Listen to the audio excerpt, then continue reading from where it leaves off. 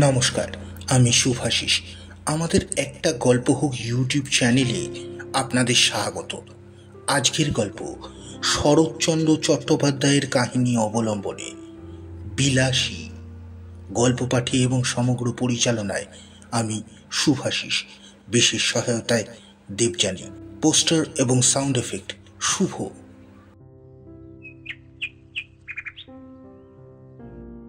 পাকা 2 ক্রোশ পথ হাঁটিয়া স্কুলে বিদ্যা অর্জন করিতে যাই।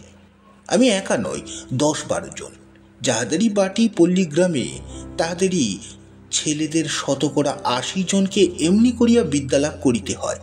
ইহাতে লাভের অঙ্কে শেষ পর্যন্ত একেবারে শূন্য না পড়িলেও যাহা পড়ে, তাহার হিসাব করিবার পক্ষে এই কয়টা কথা চিন্তা করিয়া দেখিলে যথেষ্ট হইব যে ছেলেদের সকাল 8টার মধ্যে বাহির হইয়া যাতায়াতের 4 ক্রোশ পথ ভাঙিতে হয়, 4 ক্রোশ মানে 8 মাইল নয়, ঢের বেশি। বর্ষার দিনে মাথার উপর মেঘের জল ও পায়ের নিচে 1 হাঁটু কাদা, এবং গ্রীষ্মের দিনে জলের বদলে কড়া সূর্য এবং কাদার বদলে ধুলার সাগর সাঁতার দিয়া স্কুলঘর করিতে হয়। সে দুর্ভাগা বালকদের মা সরস্বতী খুশি হইয়া বর দিবেন কি? তাহাদের যন্ত্রণা দেখিয়া কোথায় যে তিনি মুখ লুকাইবেন ভাবিয়া পান না। তারপর এই কৃতবিদ্যা শিশুর দল বড় হইয়া একদিন গ্রামেই বসুক আর ক্ষুধার জ্বালায় অন্যত্রই যান। তাহাদের 4 ক্রোশ হাঁটা বিদ্যার তেজ আত্মপ্রকাশ করিবেই করিবে। কেহ বলেন, শুনিয়াছি, আচ্ছা, যাদের ক্ষুধার জ্বালা তাদের কথা না হয় নাই ধরলাম, কিন্তু যাদের সেই জ্বালা নাই, তেমন সব ভদ্রলোক বা কি সুখে গ্রাম ছাড়িয়া পলায়ন করেন? তারা বাস করিতে থাকিলে তো পল্লীর এত দুর্দশা হয় না। ম্যালেরিয়ার কথাটা না হয় নাই পারলাম, সে যাক, কিন্তু ওই 4 ক্রোশ হাঁটার জ্বালায় কত ভদ্রলোকেরই যে ছেলে পেলে লইয়া গ্রাম ছাড়িয়া শহরে পালান, তাহারা সংখ্যা নাই। তারপরে একদিন ছেলে পুলের পড়াও শেষ হয় বটে, কিন্তু তখন শহরের সুখ সুবিধার রুচি লইয়া আর তাদের গ্রামে ফিরিয়া আসা চলে না। কিন্তু থাক, এ সকল বাজে কথা। স্কুলে যাই 2 ক্রোশের মধ্যে, এমন আরও তো 2-3খানা গ্রাম হইতে হয়। কার বাগানে আম পাকিতে শুরু করিয়াছে, কারো বনে বৈচি ফল অপর্যাপ্ত ফলিয়াছে, কারো গাছে কাঁঠাল এই পাকিল বলিয়া কারো মর্তবান কলার কাঁধি কাটিয়া লইবার অপেক্ষা মাত্র, কারো কানাচে ঝোপের মধ্যে আনারসের গায়ে ধূসর রং ধরিয়াছে, কারো পুকুর পাড়ের খেজুর মুটি কাটিয়া খাইলে ধরা পড়িবার সম্ভাবনা অল্প। এইসব খবর লইতেই সময় যায়। কিন্তু আসল যা বিদ্যা, কামসকটার রাজধানীর নাম কি এবং সাইবেরিয়ার খনির মধ্যে রূপা মেলে না সোনা মেলে, এই সকল দরকারি তথ্য অবগত হইবার ফুরসতি মেলে না। জনৈক পল্লী বালকের ডায়েরি হইতে নকল। তার আসল নামটা কাহারও জানিবার প্রয়োজন নাই, নিষেধ আছে। ডাকনামটা না হয় ধরুন ন্যাড়া। কাজের এক্সামিনের সময় এডেন নাকি জিজ্ঞেস করলে বলি পার্সিয়ার বন্দর এবং আর হুমায়ুনের বাপের নাম জানিতে চাইলে লিখিয়া দিয়ে আসি তোগলাক খা, এবং 48-এর কোঠা পার হইয়াও দেখি ওই সকল বিষয়ে ধারণা প্রায় একই রকম আছে। তারপরে প্রমোশনের দিন মুখ ভার করিয়া বাড়ি ফিরিয়া আসিয়া কখনো বা দল বাঁধিয়া মতলব করি মাস্টারকে ঠ্যাঙানো উচিত, কখনো বা ঠিক করি এমন বিশ্রী স্কুল ছাড়িয়া দেওয়াই কর্তব্য। আমাদের গ্রামের একটি ছেলের সঙ্গে মাঝে মাঝে স্কুলের পথে দেখা হইত। তার নাম মৃত্যুঞ্জয়। আমাদের চেয়ে সে বয়সে অনেক বড়, 3rd ক্লাসে পড়ত। কবে যে সে 1ম ক্লাসে উঠিয়াছিল এই খবর আমরা কেহই জানিতাম না। সম্ভবত তাহা প্রত্নতাত্ত্বিকের গবেষণার বিষয়। আমরা কিন্তু তাহার এই 3rd ক্লাসটাই চিরদিন দেখিয়া আসিয়াছি। তাহার 4th ক্লাসে পড়ার ইতিহাসও কখনো শুনি নাই, 2nd ক্লাসে ওঠার খবরও কখনো পাই নাই। মৃত্যুঞ্জয়ের বাপ মা ভাই বোন কেউই ছিল না। ছিল শুধু গ্রামের এক প্রান্তে প্রকাণ্ড আম কাঁঠালের বাগান, আর তার মধ্যে একটা পুরো বাড়ি, আর ছিল এক জ্ঞাতি খুড়ার কাজ ছিল ভাইপোর নানাবিধ দুর্নাম রটনা করা, সে গাঁজা খায়, সে গুলি খায়, এমনি আরো কত কি। তার আরেকটা কাজ ছিল বলিয়া বেড়ানো যে ওই বাগানের অর্ধেকটা তার নিজের অংশ, নালিশ করিয়া দখল করার অপেক্ষা মাত্র। অবশ্য দখল একদিন তিনি পাইয়াছিলেন বটে, কিন্তু সে জেলা আদালতের নালিশ করিয়া নয়, উপরের আদালতের হুকুমে। কিন্তু সে কথা পরে হইবে। মৃত্যুঞ্জয় নিজে রাধিয়া খাইত এবং আমের দিনে ওই আম বাগানটা জমা দিয়া তার সারা বৎসরের খাওয়া পড়া চলিত, এবং ভালো করিয়াই চলিত। যেদিন দেখা হইয়াছে সেই দিন দেখিয়াছি মৃত্যুঞ্জয় ছেঁড়া খোড়া মলিন বইগুলো বগলে করিয়া পথের এক ধার দিয়া নীরবে চলিয়াছে। তাহাকে কখনো কাহারো সহিত যাচিয়া আলাপ করিতে দেখি নাই, বরঞ্চ উপযাচক হইয়া কথা কহিতাম আমরাই। তার প্রধান কারণ এই যে দোকানের খাবার কিনিয়া খাওয়াইতে গ্রামের মধ্যে তাহার জোড়া ছিল না। আর শুধু ছেলেরাই নয়, কত ছেলের বাপ কতবার যে গোপনে ছেলেকে দিয়া তাহার কাছে স্কুলের মাইনা হারাইয়া গেছে, বই চুরি গেছে ইত্যাদি বলিয়া টাকা আদায় করিয়া লইত, তাহা বলিতে পারি না। কিন্তু ঋণ স্বীকার করা তো দূরের কথা, ছেলে তাহার সহিত একটা কথা কহিয়াছে এ কথাও কোনো বাপ ভদ্র সমাজে কবুল করতে চাহিত না। গ্রামের মধ্যে মৃত্যুঞ্জয়ের ছিল এমনি সুনাম। অনেকদিন মৃত্যুঞ্জয়ের সহিত দেখা নাই। একদিন শোনা গেল সে মরো, আর একদিন শোনা গেল মালপাড়ার এক বুড়া মাল তাহার চিকিৎসা করিয়া এবং তাহার মেয়ে বিলাসী সেবা করিয়া মৃত্যুঞ্জয়কে জমের মুখ হইতে এই যাত্রা ফিরাইয়া আনিয়াছে। অনেকদিন তাহার অনেক মিষ্টান্ন সদ্ব্যয় করিয়াছি। মনটা কেমন করিতে লাগিল। একদিন সন্ধ্যায় অন্ধকারে লুকাইয়া তাহাকে দেখিতে গেলাম। তাহার পুরো বাড়িতে প্রাচীরের বালাই নাই। স্বচ্ছন্দে ভিতরে ঢুকিয়া দেখি ঘরের দরজা খোলা, বেশ উজ্জ্বল একটা প্রদীপ জ্বলিতেছে, আর ঠিক সম্মুখেই তক্তাপোষের ওপর পরিষ্কার ধবধবে বিছানায় মৃত্যুঞ্জয় শুইয়া আছে। তাহার কঙ্কাল সার দেহের প্রতি চাহিলে বোঝা যায় বাস্তবিক যমরাজ চেষ্টার ত্রুটি কিচ্ছুটি করেন নাই, তবে যে শেষ পর্যন্ত সুবিধা করিয়া উঠিতে পারেন নাই, এবং সে কেবল ওই মেয়েটির জোরে। সে শিওরে বসিয়া পাখার বাতাস করিতেছিল। আকস্মাৎ মানুষ দেখিয়া চমকাইয়া উঠিয়া দাঁড়াইল। সেই বুড়া সাপুরের মেয়ে বিলাসী। তাহার বয়স 18 কি 28 ঠাউর করতে পারলাম না, কিন্তু মুখের প্রতি চাইবা মাত্র টের পাইলাম বয়স যাই হোক, খাটিয়া খাটিয়া রাত জাগিয়া জাগিয়া ইহার শরীরে আর কিছু নাই। ঠিক যেন ফুলদানিতে জল দিয়া ভিজাইয়া রাখা বাসি ফুলের মতো। হাত দিয়া এতটুকু স্পর্শ করিলে, এতটুকু নাড়াচাড়া করিতে গেলেই ছড়িয়া পড়ে। মৃত্যুঞ্জয় আমাকে চিনিতে পারিয়া বলিল, কে ন্যাড়া? বস। মেয়েটা মাথা হেট করিয়া দাঁড়াইয়া রহিল। মৃত্যুঞ্জয় 2-4টি কথা যাহা কহিল তাহার মর্ম এই যে প্রায় 1.5 মাস হইতে চলিল এই শয্যাগত। মধ্যে 10-15 দিন সে অজ্ঞান অচৈতন্য অবস্থায় পড়িয়াছিল। এই কয়েকদিন হইল সে লোক চিনিতে পারিয়াছে, এবং যদিচ এখনো সে বিছানা ছাড়িয়া উঠিতে পারে না, কিন্তু আর ভয় নাই থাকুক। কিন্তু ছেলে মানুষ হইলেও এটা বুঝিলাম, আজ যাহার শয্যা ত্যাগ করিবা উঠিবার ক্ষমতা হয় নাই, সেই রোগীকে এই বনের মধ্যে একাকী যে মেয়েটি বাঁচাইয়া তুলিবার ভার লইয়াছিল, সে কত বড় গুরুভার। দিনের পর দিন, রাত্রির পর রাত্রি তার কত সেবা, কত শুশ্রূষা, কত ধৈর্য, কত রাত জাগা, সে কত বড় সাহসের কাজ।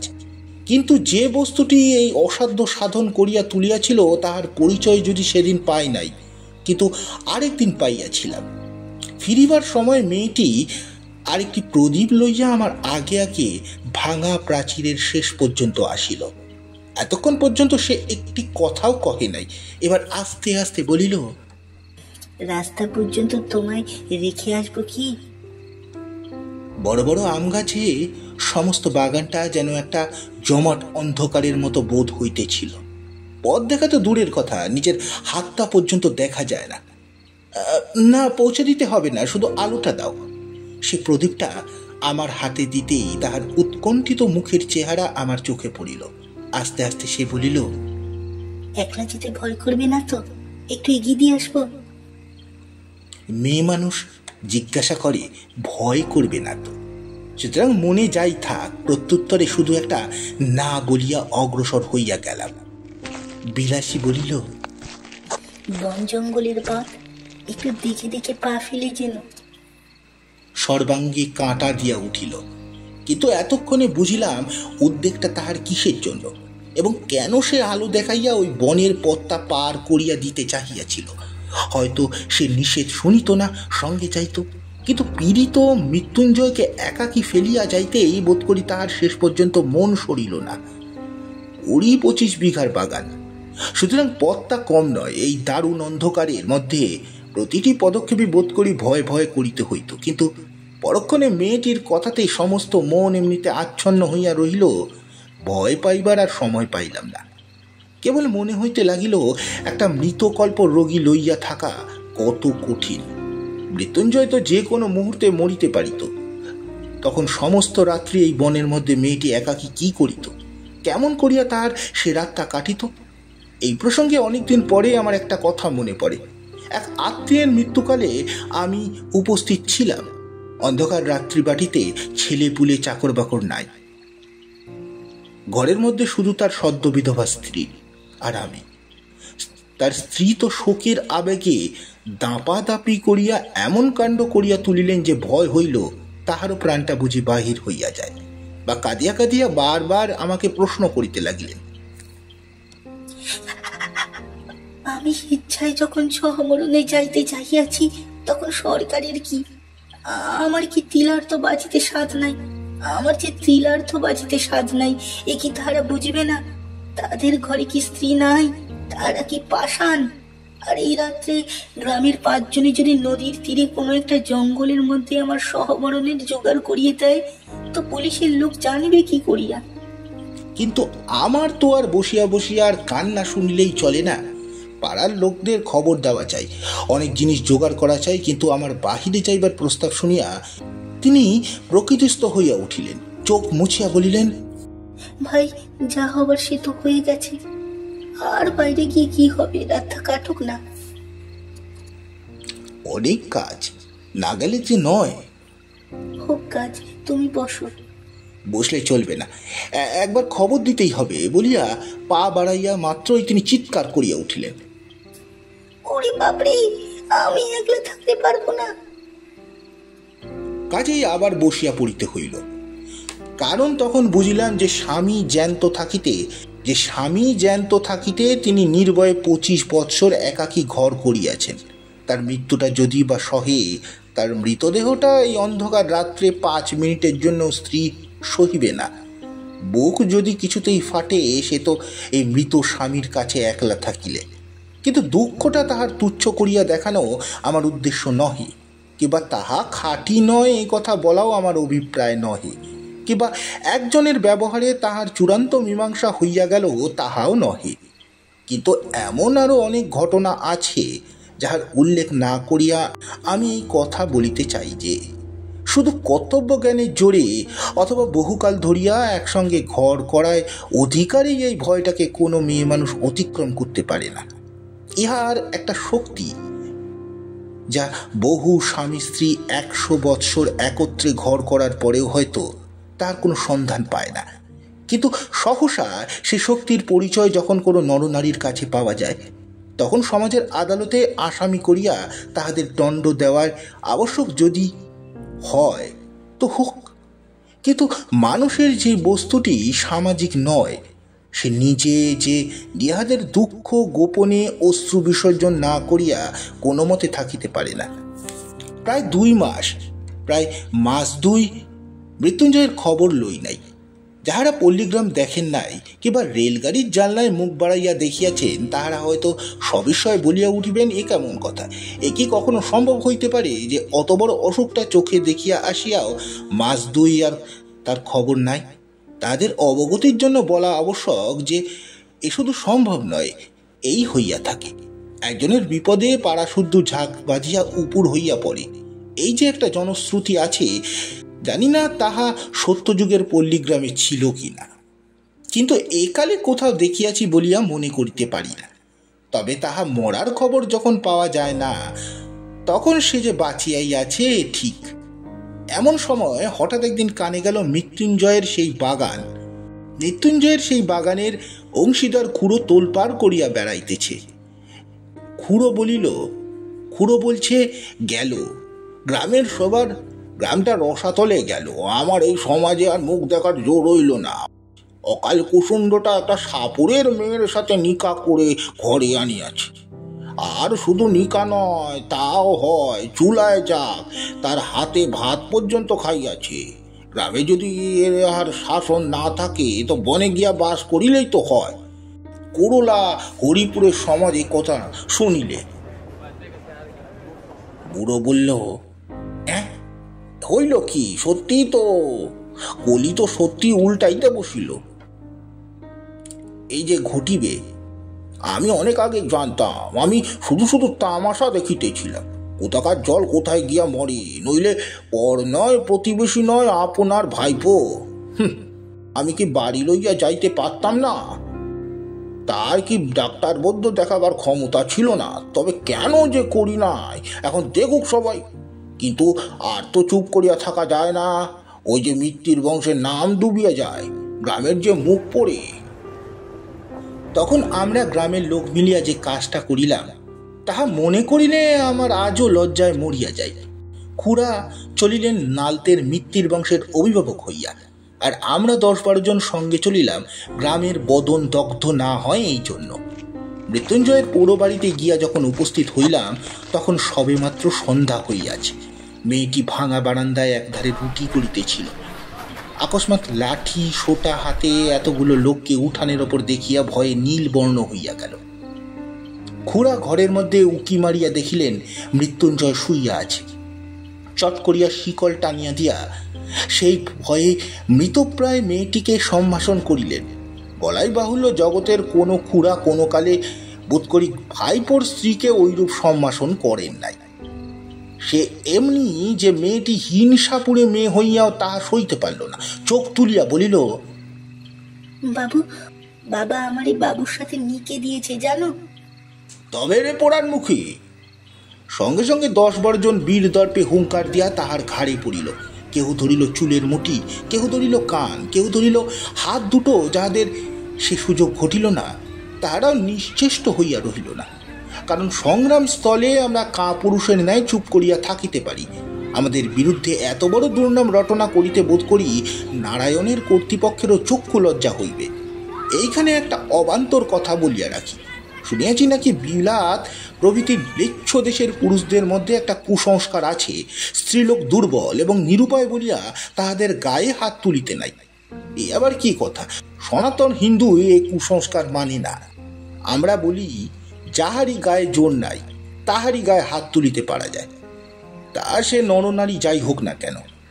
মেয়েটি প্রথমে সেই যা একবার আর্তনাদ করিয়া উঠিয়াছিল, তারপর একবার চুপ করিয়া গেল একেবারে।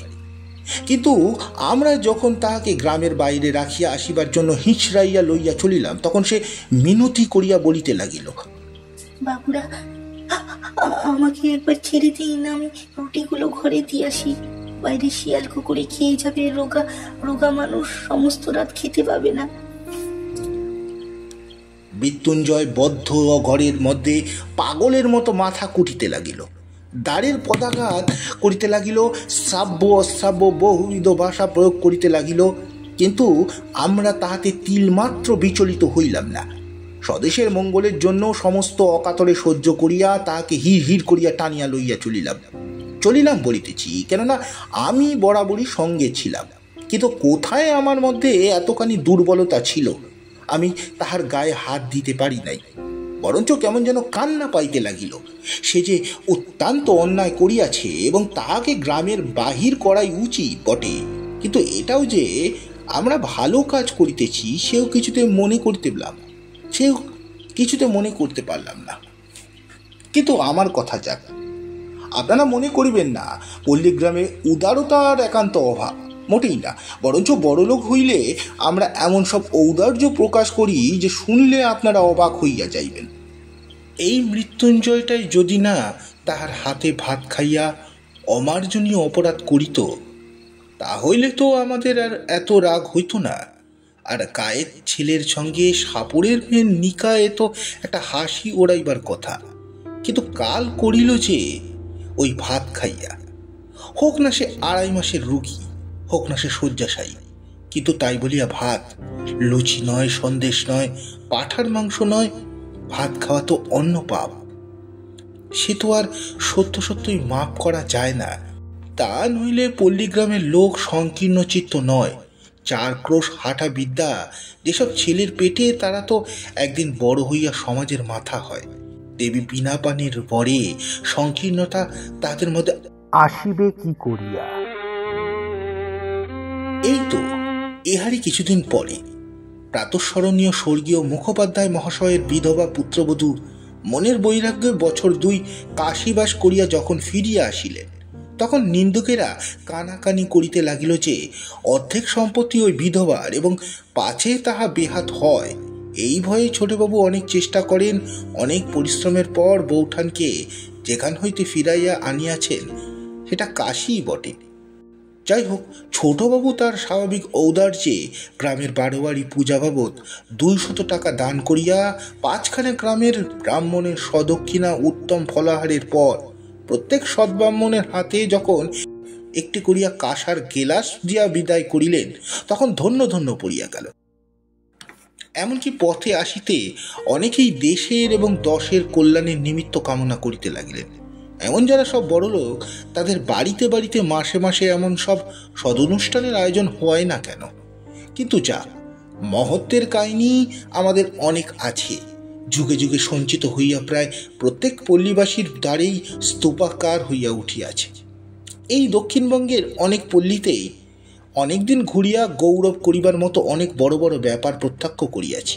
চরিত্রেই বলো, ধর্মেই বলো, সমাজেই বলো, আর বিদ্যাতেই বলো, শিক্ষা একবারে পুরা হইয়া আছে। এখন শুধু ইংরেজিকে কষিয়া গালিগালাজ করিতে পারিলেই দেশটা উদ্ধার হইয়া যায়। বৎসরখানে গত হইয়াছে, মশার কামড় আর সহ্য করিতে না পারিয়া সবেমাত্র সন্ন্যাসীগিরিতে ইস্তফা দিয়া ঘরে ফিরিয়াছি। একদিন দুপুরবেলা কোষ 2 দূরে মালপাড়ার ভিতর দিয়া চলিয়াছি। হঠাৎ দেখি একটা কুটিরের দ্বারে বসিয়া মৃত্যুঞ্জয়, তাহার মাথায় গেরুয়া রঙের পাগড়ি, বড় বড় দাড়ি, চুল, গলায় রুদ্রাক্ষ আর পুঁতির মালা। কে বলবে এ আমাদের মৃত্যুঞ্জয়? কায়স্থের ছেলে 1 বছরের মধ্যেই জাত দিয়া একবারে পুরোদস্তুর সাপুড়ে হইয়া গেছে। মানুষ কত শীঘ্র যে তাহার 14 পুরুষের জাতটা বিসর্জন দিয়া আরেকটা জাত হইয়া উঠিতে পারে, সে এক আশ্চর্যের ব্যাপার। ব্রাহ্মণের ছেলে ম্যাথরানি বিবাহ করিয়া ম্যাথর হইয়া গেছে এবং তাহাদের ব্যবসা অবলম্বন করিয়াছে, এই বোধ করি আপনারা সবাই শুনিয়াছেন। আমি সদ্ব্রাহ্মণের ছেলেকে এন্ট্রান্স পাস করার পরেও ডোমের মেয়ে বিবাহ করিয়া ডোম হইতে দেখিয়াছি। এখন সে ধুচুনি কুলোয় বুনিয়া বিক্রয় করে, শুয়ার চড়ায়। ভালো কায়স্থ সন্তানকে কসাইয়ের মেয়েকে বিবাহ করিয়া কসাই হইয়া যাইতেও দেখিয়াছি। আজ সে সহস্তে গরু কাটিয়া বিক্রয় করে।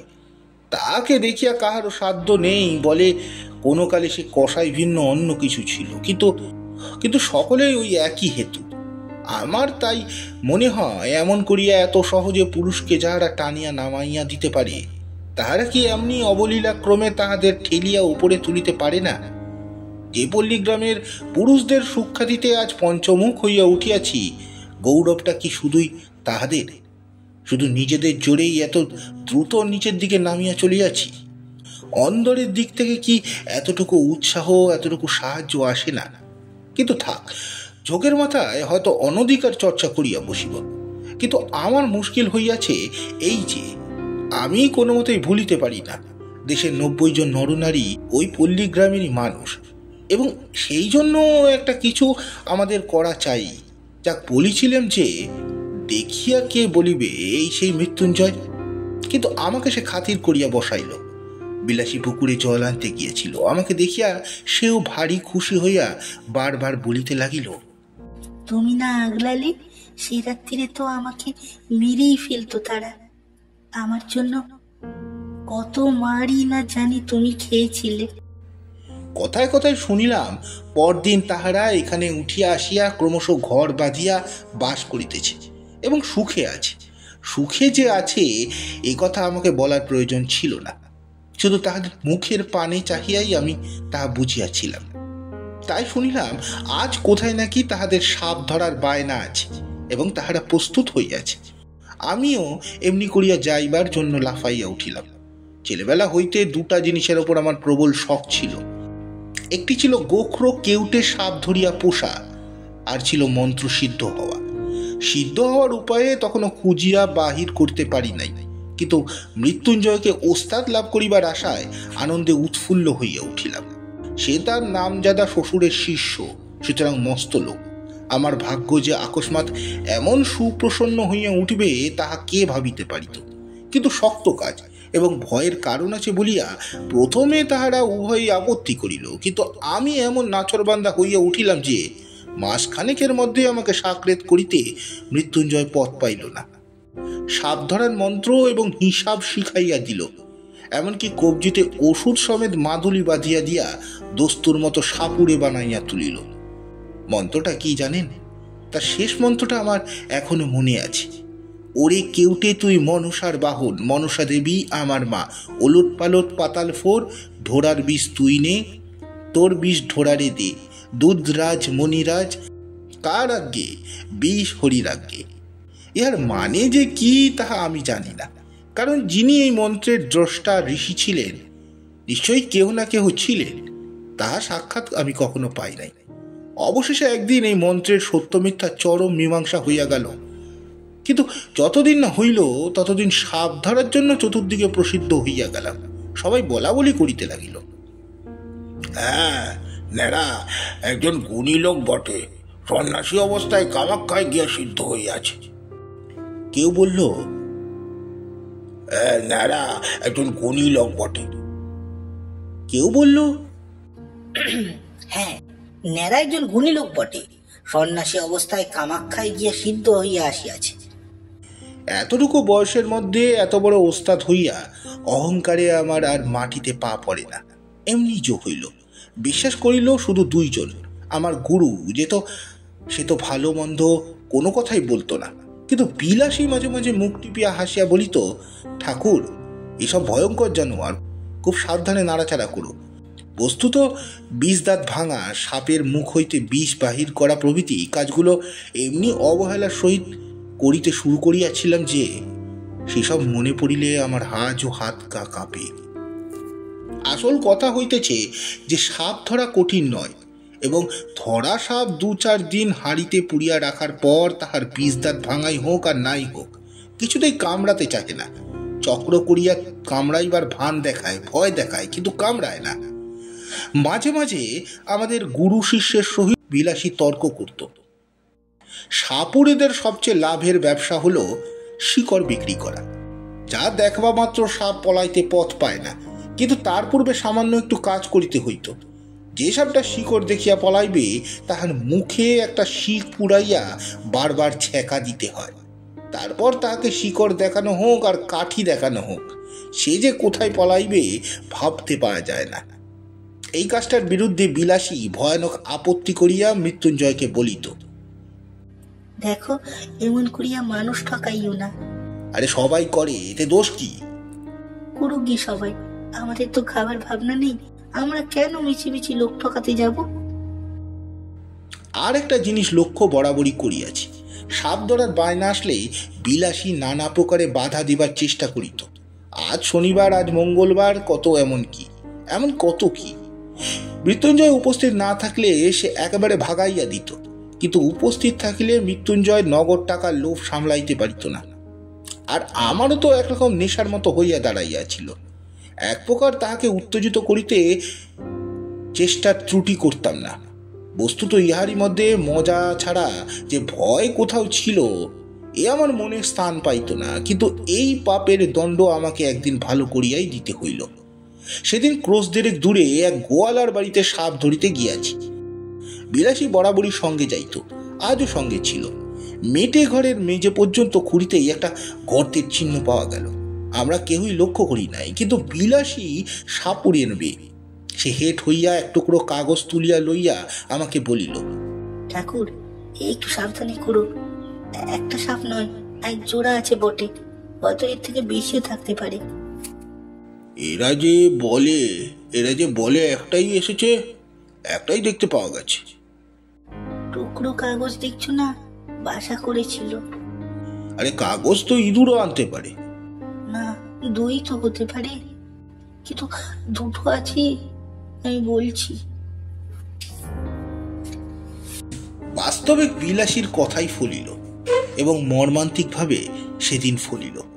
মিনিট দশেকের মধ্যেই একটা প্রকাণ্ড খড়ি গোখরো ধরিয়া ফেলিয়া মৃত্যুঞ্জয় আমার হাতে দিল। কিন্তু সেটার ছাপের মধ্যে পুড়িয়া ফিরিতে না ফিরতেই মৃত্যুঞ্জয় উহ করিয়া নিঃশ্বাস ফেলিয়া বাইরে আসিয়া দাঁড়াইল। তাহার হাতের উল্টা দিক ঝরঝর করিয়া রক্ত পড়িতেছিল।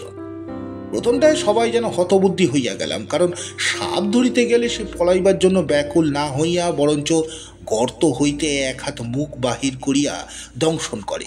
এমন অভাবনীয় ব্যাপার জীবনে এই একটিবার মাত্র দেখিয়াছি। পরক্ষণেই বিলাসী চিৎকার করিয়া ছুটিয়া আসিয়া আঁচল দিয়া তাহার হাতটা বাঁধিয়া ফেলিল এবং যত রকমের শিকড় বাকড় সে সঙ্গে আনিয়াছিল সমস্ত তাহাকে চিবাইতে দিল। মৃত্যুঞ্জয় নিজের মাদুলি তো ছিলই, তাহার ওপরে আমার মাদুলিটাও খুলিয়া তাহার হাতে বাঁধিয়া দিলাম, আশা যে বিষ ইহার উঠতে আর উঠিবে না। এবং আমার সেই বিষ হরির আজ্ঞে মন্ত্রটা সতেজে বারবার আবৃত্তি করিতে লাগিলাম। চতুর্দিকে ভিড় জমিয়া গেল এবং অঞ্চলের মধ্যে যেখানে যত গুণী ব্যক্তি আছেন সকলকে খবর দিবার জন্য দিকে দিকে লোক ছুটিল। বিলাসীর বাপকেও সংবাদ দিবার জন্য লোক গেল। আমার মন্ত্র পড়ার বিরাম নাই, কিন্তু ঠিক সুবিধা হইতেছে বলিয়া মনে হলো না।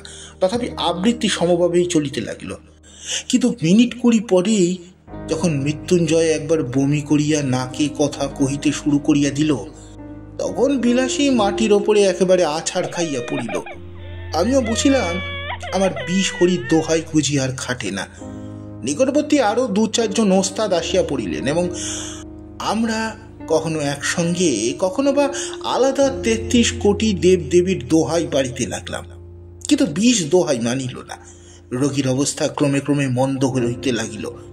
যখন দেখা গেল ভালো কথায় হইবে না, তখন 3-4 জন রোজা মিলিয়া বিষকে এমনি অকথ্য অশ্রাব্য গালিগালাজ করিতে লাগিল যে বিষের কান থাকিলে সে মৃত্যুঞ্জয় তো মৃত্যুঞ্জয় সেদিন দেশ ছাড়িয়া পলাইত। কিন্তু কিছুতেই কিছু হলো না, কিছুতেই কিছু হইল না। আরো আধ ঘন্টা ধস্তাধস্তির পর রোগীর তখন তার মা বাবের নাম মৃত্যুঞ্জয় আর শ্বশুরের দেওয়া মন্ত্রশোধী সমস্তই মিথ্যা প্রতিপন্ন করিয়া ইহলোকের লীলা সাঙ্গ করিল। বিলাসী তাহার স্বামীর মাথাটা কোলে করিয়া বসিয়াছিল, সে যেন একেবারে পাথর হইয়া গেল। যাক, তাহার দুঃখের কাহিনীটা আর বাড়াইব না, কেবল এইটুকু বলিয়া শেষ করিব যে 7 দিনের বেশি বাঁচিয়া থাকাটা সহিতে পারিল না। আমাকে শুধু বিলাসী একদিন বলিয়াছিল, ঠাকুর, আমার মায়ের দিব্যি রইল, এইসব তুমি আর কখনো করো না। আমার মাদুলি কবচ মৃত্যুঞ্জয়ের সঙ্গে কবরে গিয়েছিল। ছিল শুধু বিষ হরির আজ্ঞা, কিন্তু সেই আজ্ঞা যে ম্যাজিস্ট্রেটের আজ্ঞা নয় এবং সাপের বিষ যে বাঙালির বিষ নয় তাহা আমি বুঝিয়াছিলাম। একদিন গিয়া শুনিলাম ঘরে তো বিষের অভাব ছিল না, বিলাসী আত্মহত্যা করিয়া মরিয়াছে এবং শাস্ত্র মতে সে নিশ্চয়ই নরকে গিয়াছে। কিন্তু সে যেখানেই যাক, আমার নিজের যখন যাইবার সময় আসিবে তখন ওইরূপ কোনো নরকে যাইবার প্রস্তাবে গিয়া দাঁড়াইব না, এইমাত্র বলিতে পারি। কুড়ামশাই 16 আনা বাগান দখল করিয়া অত্যন্ত বিজ্ঞের মতো চারিদিকে বলিয়া বেড়াইতে লাগিলেন যে ওর যদি না অপঘাতে মৃত্যু হবে তো কার হবে? পুরুষ মানুষ অমন একটা ছেড়ে 10টা করুক না, তাতে তো আর তেমন আসে যায় না, একটু নিন্দাই হতো। কিন্তু হাতে ভাত খেয়ে মরলি কেন? নিজে মরল আর আমার মাথা পর্যন্ত হেট করে গেল। না পেলে 1 ফোঁটা আগুন, না পেলে একটা পিণ্ডি, না হলো একটা বুজ্জি উচ্ছ্বজ্ঞ। তাতে আর সন্দেহ কি?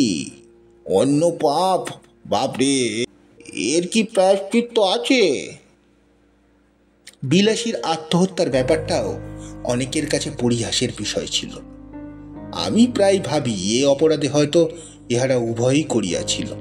কিন্তু কিন্তু মৃত্যুঞ্জয় তো পল্লী গ্রামেরই ছেলে, পাড়াগায়ের তেলে জলে তো মানুষ, তবু এত বড় দুঃসাহসের কাজে প্রবৃত্ত করিয়াছিল তাহাকে যে বস্তুটা, সেটা কেহ একবার চোখ মেলিয়া দেখিতে পাইল না। আমার মনে হয় যে দেশের নরনারীর মধ্যে পরস্পরের হৃদয় জয় করিয়া বিবাহ করিবার রীতি নাই, বরঞ্চ তাহা নিন্দার সামগ্রী, সে দেশের নরনারীর আশা করিবার সৌভাগ্য, আকাঙ্ক্ষা করিবার ভয়ঙ্কর আনন্দ হইতে চিরদিনের জন্য বঞ্চিত, যাহাদের জয়ের গর্ভ, পরাজয়ের ব্যথা কোনোটাই জীবনে একটিবার বহন করিতে হয় না, যাহাদের ভুল করিবার দুঃখ আর ভুল না করিবার আত্মপ্রসাদ কিছুরই বালাই নেই, যাহাদের প্রাচীন এবং বহুদর্শী বিজ্ঞ সমাজ সর্বপ্রকারের হাঙ্গামা হইতে অত্যন্ত সাবধানে দেশের লোককে তফাৎ করিয়া আজীবন কেবল ভালোটি হইয়া থাকিবার ব্যবস্থা করিয়া দিয়াছেন। তাই বিবাহ ব্যাপারটা যাহাদের নিছক চুক্তি, তা সে যতই কেননা বৈদিক মন্ত্র দিয়া নথিপত্র পাকা করা হোক, সে দেশের লোকের সাধ্য নাই মৃত্যুঞ্জয়ের অন্য পাপের কারণ বোঝে। বিলাসীকে যাহারা পরিহাস করিয়াছিলেন তাহারা সকলেই সাধু গৃহস্থ এবং সাধ্বী গৃহিণী, অক্ষয় সতীলোক, তাহারা সবাই পাইবেন, তাও আমি জানি। কিন্তু সেই সাপুড়ে মেয়েটি যখন একটি পীড়িত শয্যাগত লোককে তিল তিল করিয়া জয় করিতেছিল, তাহার তখনকার সে গৌরবের কণা মাত্র হয়তো আজই ইহাদের কেহ চোখে দেখেন না। মৃত্যুঞ্জয় হয়তো নিতান্তই একটা তুচ্ছ মানুষ ছিল, কিন্তু তাহার হৃদয় জয় করিবার, দখল করিবার আনন্দটাও তুচ্ছ নয়, সে সম্পদও অকিঞ্চিৎকর নহে। এই বস্তুটাই এদেশের লোকের পক্ষে বুঝিয়া ওঠা কঠিন। আমি ভূদেববাবুর পারিবারিক প্রবন্ধর দোষ দিব না এবং শাস্ত্রীয় তথা সামাজিক বিধি ব্যবস্থার নিন্দাও করব না, করিলেও মুখের ওপর কড়া জবাব দিয়া যাহারা বলিবেন এই হিন্দু সমাজ তাহার নির্ভুল বিধি ব্যবস্থার জেরে অত শতাব্দীর অতগুলা বিপ্লবের মধ্যে বাঁচিয়া আছে, আমি তাহাদেরও অতিশয় ভক্তি করি। প্রত্যুত্তরে আমি কখনো বলিব না টিকিয়া থাকাই চরম সার্থকতা নয়, এবং অতিকায় হস্তি লোপ পাইয়াছে কিন্তু তেলা বোকা টিকিয়া আছে। আমি শুধু এই বলিব যে বড়লোকের নন্দগোপালটির মতো দিবরাত্রি চোখে চোখে এবং কোলে কোলে রাখিলে সে যে বেশটি থাকিবে তাতে কোনো সন্দেহ নাই, কিন্তু একেবারে তেলা বোকাটির মতো বাঁচাইয়া রাখার চেয়ে এক আধবার কোল থেকে নামাইয়া আরও 5 জনের মানুষের মতো 2-1 পা হাঁটিতে দিলেও প্রায়শ্চিত্ত করার মতো পাপ হয় না।